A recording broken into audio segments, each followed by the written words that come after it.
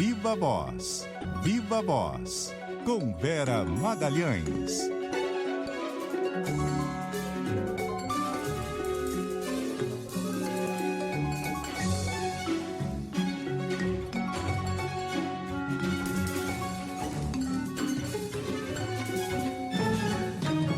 Oi, Vera, boa noite, tudo bem? Oi, Débora, oi, Carol, boa noite também para os ouvintes e para quem nos acompanha por imagens. Oi, Vera, boa noite. Hoje é sexta-feira, dia de resumo da semana, dia de terminar com música. A Vera já escolheu a música, já pedi pro Ender cantar um pedacinho aqui, que é pra saber se vai ser a música certa. Tá garantido. Essa acho que não tem como não saber, mas enfim, né? Não, ele já matou de cara. Ó, você que tá curioso, aguarde até o final do Viva Voz para saber qual é a música e também pra gente conversar sobre todos os assuntos que rolaram essa semana. Vera, vamos começar pelo julgamento histórico. Pela primeira vez, um ex-presidente, militares de alta patente no banco dos réus por uma tentativa de golpe de Estado. Qual balanço você faz desse julgamento até aqui? Olha, Débora, essa primeira semana, com o relatório do ministro Alexandre de Moraes, a sustentação oral do Ministério Público, né, do Procurador-Geral da República, Paulo Gonet, e depois as das defesas, ela não ofereceu grandes emoções, não fugiu muito do que a gente esperava em termos de script, de argumentação. Teve aí apenas uma nota um pouco de decepção, com até uma certa falta de estamina por parte das defesas. Muitas defesas ali meio desleixadas, meio com falta de concatenação. O segundo dia nesse aspecto foi melhor, porque ali estavam os advogados mais experimentados, dos réus também mais estrelados, né, como o ex-presidente Jair Bolsonaro, general Heleno, general Braga Neto. Mas não fugiu muito do que se esperava. A nota ali de dúvida ficou mesmo por conta de algo que eu trouxe aqui durante a semana, que foi o fato de a defesa do general Paulo Sérgio Nogueira, ex-ministro da Defesa de Bolsonaro, ter optado por reconhecer que o ex-presidente tentou sim, por vários momentos, aplicar medidas de exceção no país, e que, ao contrário de ter ajudado, o general Paulo Sérgio teria atuado para dissuadi-lo, para impedir que ele desse esses passos. Com isso, ele evocou ali testemunhos de alguns outros militares que foram importantes para enunciar o que foi a trama golpista e que escaparam de indiciamento, como o almirante Batista Júnior e o general Freire Gomes. Então, com isso, pode ser que ele tenha convencido alguns ministros. O que é importante? Saber se ele convenceu o ministro Alexandre de Moraes, que é o relator, e que começa a semana que vem com o seu voto. Pois é, Vera, e o ministro Alexandre de Moraes acabou de pedir a marcação de mais dias, mais sessões, né, na semana que vem. A gente pode esperar um voto longo? O que podemos esperar da segunda semana do julgamento? Carol, pelo jeito ele percebeu que os votos serão longos, o dele já era sabido que seria longo, e eu acho que o que isso dá uma pista para a gente é que o ministro está esperando bastante divergência, porque se fosse uma coisa de só ele votar e os outros dizerem mais ou menos que acompanham o seu voto, aquelas sessões pareciam suficientes. Então eu acho que ele deve estar esperando um longo debate a respeito da dosimetria das penas, que é um negócio chatíssimo de acompanhar, que eu me lembro do julgamento do Mensalão, tomou um monte de sessão, uma coisa que ninguém entende, você fica discutindo se um crime se sobrepõe ao outro, se eles se somam, e aí se pena mínima ou máxima, aí faz um meio termo entre o que cada um dos ministros arbitra. Então, o ministro deve ter percebido que precisaria de tempo também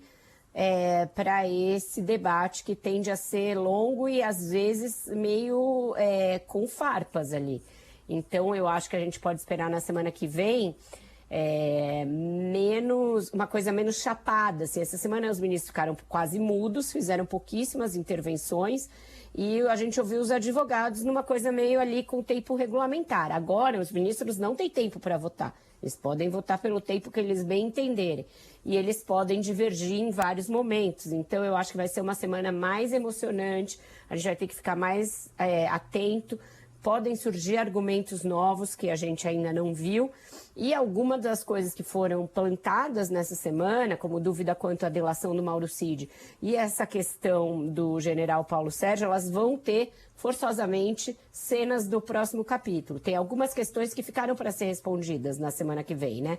A delação vai ser válida? Se sim, ele vai obter perdão judicial como ele pede ou só redução da pena? Eu acho que, se for válida, que eu tenho muita dúvida, ele vai ter uma pena alta ainda assim por várias circunstâncias. Segundo, eles vão responder como aquela arguição da defesa do Bolsonaro de que não houve tentativa de golpe de Estado porque não houve grave ameaça e violência. Em que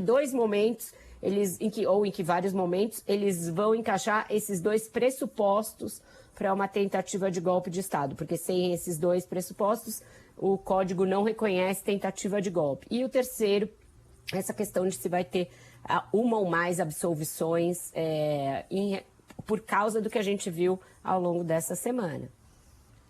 Muito bem, Vera. E enquanto isso, o Congresso está super movimentado, né? Política fervilhando, 1000 conversas de bastidores em torno do tema da anistia, que vai e volta e dessa vez voltou com força. Pode-se dizer que nessa semana, por ter voltado com mais força, fica mais fácil desse tema passar?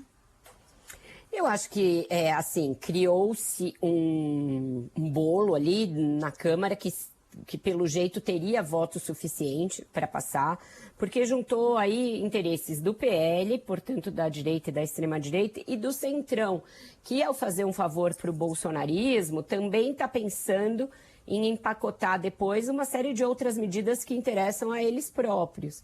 Essa questão de anistiar uma série de golpes, de crimes, pode também permitir que na esteira venham benesses para outros políticos ligados ao Centrão. Então se criou um caldo de cultura para esse negócio avançar, principalmente na Câmara. Mas talvez tenha um efeito rebote, que a gente viu no caso da PEC da blindagem. Quando o negócio vem à luz e que a sociedade fica sabendo do que eles estão tratando no escurinho do cinema, também vem uma reação. E a gente viu ontem com os ouvintes, a gente tem visto nas redes sociais, o Lula também já começou a se contrapor a isso, a imprensa, o Globo fez um editorial bem pesado contra a ideia de uma anistia. Então, você passa a ter uma força contrária, porque até então os caras agindo nos bastidores sem nenhum contraponto. Quando eles perceberem o tamanho da encrenca, pode ser que recuem dessa ideia, pelo menos, de fazer passar os projetos mais estapafúrdios. E também tem a possibilidade disso cair no Senado e depois cair no Supremo. Então, a gente tem de ver como é que vai avançar o negócio e se o Hugo Mota vai ter peito para bancar algo assim tão cara de pau quanto essa anistia. Pois é, Vera, a gente espera que se esse projeto passar, vai acabar sendo derrubado no Supremo por inconstitucionalidade. Mas qual o grau hoje de coesão interna na Corte? Lembrando que teve uma declaração mal colocada ali do presidente da casa, né, o ministro Barroso, que acabou servindo de munição para a oposição, quando ele diz que, passado o julgamento, a questão da anistia vira um debate político. Pois é, eu acho que tem vários ruídos hoje na relação entre eles. Se você pensar que o Supremo está há muitos anos, e não só nesses 2, 3 últimos, no holofote, com muito protagonismo, né? A gente vai lembrar de muitos momentos, mensalão, depois Lava Jato, depois, na pandemia, os ministros do Supremo tiveram de desfazer várias decisões do presidente da República com muito custo. Depois, eles tiveram que atuar, porque muitos deles também estão no TSE, contra os ataques às urnas eletrônicas. Eles sofreram muitos ataques ao longo de todo esse tempo. Eles ficam sendo demandados também para resolver as querelas entre o Legislativo e o Executivo. Então, isso é como uma guerra muito prolongada, vai deixando cicatrizes e vai deixando feridas ali pelo caminho. Hoje, se você conversa com os ministros, muitos deles vão ter queixas uns dos outros. mas até aqui não é o suficiente, pelo que eu senti das conversas nessa semana, para abalar uma maioria em torno do ministro Alexandre de Moraes.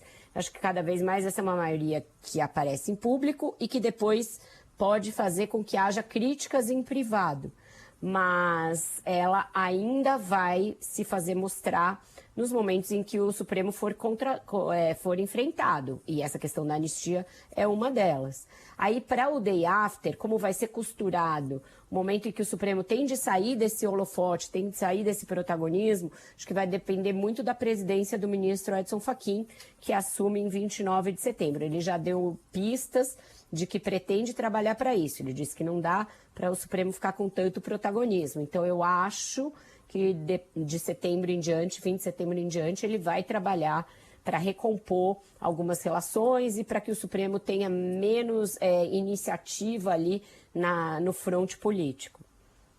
Vera, e nesse fim de semana, 7 de setembro, data tão festiva, mas como disse a Carol mais cedo, né, é uma data que acabou virando o Dia Nacional da Polarização.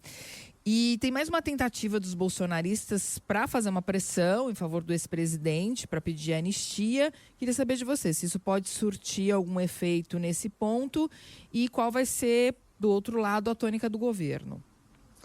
Débora, eu acho que pode surtir efeito nessa pressão que está havendo sobre o Hugo Mota, por exemplo, e ali na Câmara. Mas não vai, certamente, influenciar em nada o julgamento. Então, isso nos mantém no mesmo impasse em que a gente termina a semana. A gente tem visto uma certa dificuldade de mobilização para esses atos nos últimos meses. Eles não estão sendo mais tão cheios de gente como eles eram em 21, 22 e até mesmo em 2023.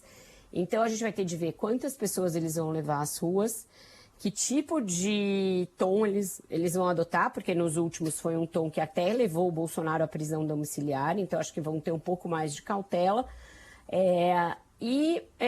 O que isso vai reverberar para dentro da Câmara. Do outro lado, do lado do governo, a tentativa vai ser de usar o 7 de setembro para reafirmar esse discurso do novo slogan do governo e da nova campanha publicitária, essa coisa do Brasil é dos brasileiros, e a soberania é intocável, e tentar dar uns cutucões na família Bolsonaro, chamando-os de traidores da pátria, e também no Donald Trump. Então, eu acho que essas são as duas tônicas.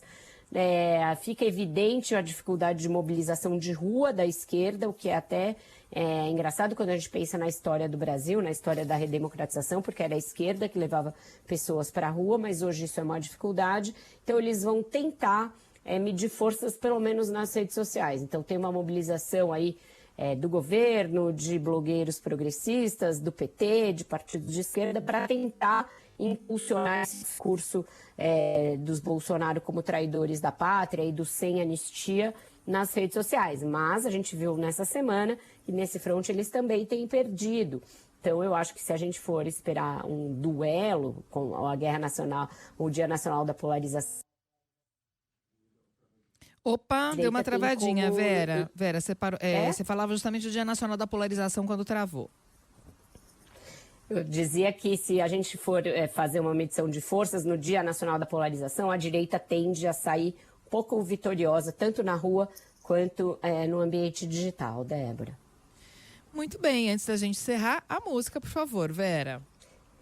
A música, eu pensei justamente nisso, de como essa data está sequestrada ali, ela está desvirtuada nesses últimos dias. E aí eu pensei em trazer um dos grandes hinos nacionais, um hino que fala de união brasileira, de orgulho brasileiro e que tenta colocar o país para cima e não aí chafurdando nessa guerra eterna, que é de uns anos para cá. Antes sempre teve divergência política, mas as pessoas conseguiam debater, conversar, e isso foi se perdendo ao longo dos últimos anos. Eu acho que essa é uma das grandes tarefas de reconstrução que todos nós temos. Então a gente vai do hino do mestre Ari Barroso, Aquarela do Brasil, e na voz da Gal Costa, que o Wender gosta muito, que a gente viu ontem. Brasil, meu Brasil brasileiro, meu mulato insoneiro, vou cantar-te nos meus versos o Brasil samba que dá bamboleio, que Senhor. Brasil, pra mim. E ao som de Gal Costa cantando Ari Barroso, a gente se despede do Viva Voz de hoje. Obrigada, viu, Vera? Bom fim de semana.